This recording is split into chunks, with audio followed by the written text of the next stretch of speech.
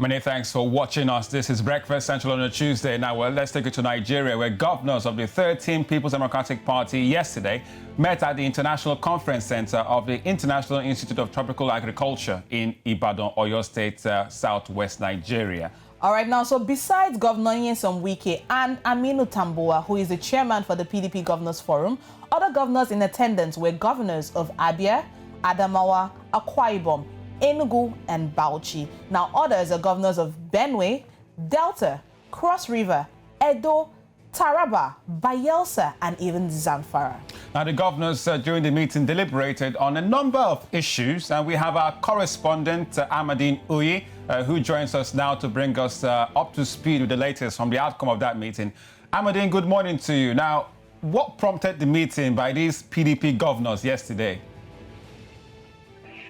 Now, first of all, you must realize that in a few months, we are going to enter the election season proper. And besides that, there's been the several issues of insecurity, the issues that have to do with attacks on rural communities. Remember that the governors met sometime last week and outrightly banned open grazing. Especially southern governors ban open grazing. So at this point in time, everybody wants their voices to be heard, because the moment we enter the election season, in about a year's time, Nigeria commences its general elections. All right, so now Amadine, talking about banning and open grazing and some of the agreements. Can you just take us through some of the agreements, or do we call them recommendations, that was reached during the meeting that was held in Ibadan? Now, for the meeting that was held in Ibadan is not isolated with the other meetings that had been held previously. Remember clearly that Nigerians had criticized the People's Democratic Party, saying that they were not acting as a veritable and formidable opposition, because when they were in power, the All Progressives Congress, which is currently in power at the moment, the APC gave a sort of a veritable opposition. And right now the APC is in government. Nigerians feel that the country is regressing, retrogressing, issues that have to do with insecurity, issues that have to do with resource control, devolution of powers. These are all these are the issues that the governors are bringing to the spotlight once again. Because, like I said, the elections have come, and Nigerians, the big question you'll be asking is, have Nigerians been better off in the last 4 years? It is for Nigerians to answer this question. But what is fundamental is that the PDP have begun to outline these issues, saying that they want resource control.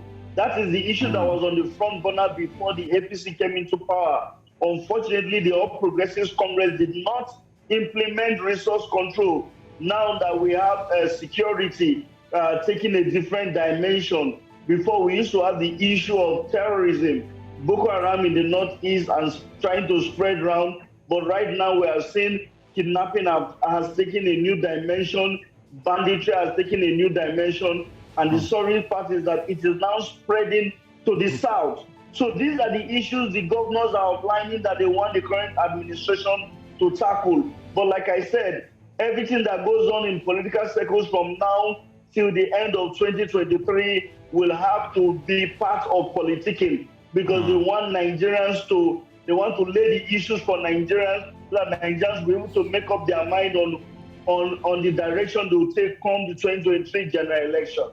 All right, Amadine, 13 PDP governors gathering in Ibadan 2023 clearly is the front burner, and alongside insecurity. But do you think this perhaps might be the swing that really unites the PDP? Because before now, they were looked at as a largely divided house.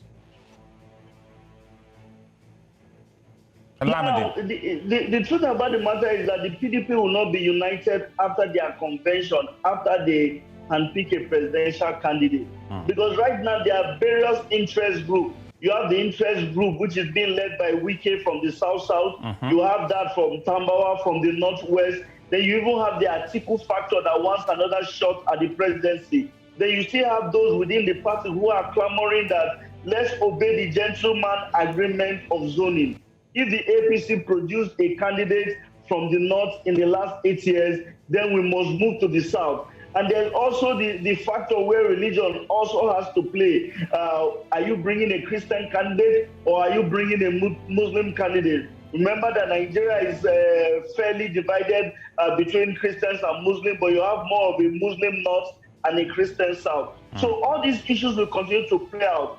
But the PDP will not be united until the party agree on a candidate.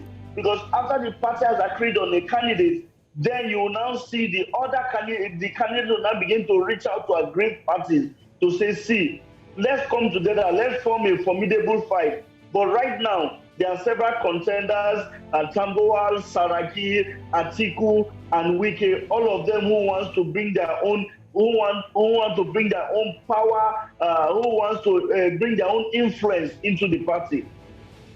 All right. Amadine, just one last question I have for you, which is about security. Now, looking at the 13 governors who came together, and one major thing that a lot of Nigerians are expecting from them is to give results, to give resolution in terms of security in their different states. Now, do you think that collective partnering in terms of state policing is a better option as against coming together, joining forces based on the boundaries that we have interstate to give a lasting solution to insecurity among the 13 states that came together based on the Governors Forum?